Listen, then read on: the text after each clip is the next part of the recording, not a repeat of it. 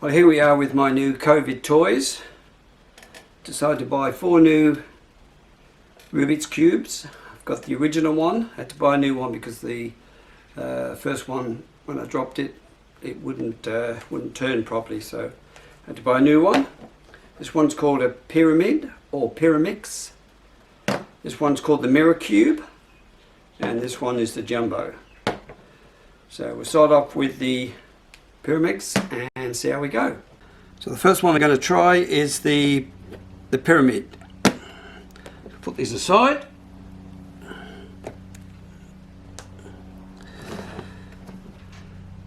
This one has 4 sides: red, yellow, green and blue. So the first thing we have to do is to mix it up. Now this turns left, right, up and down, and the tops turn as well. So we'll give it a good shuffle.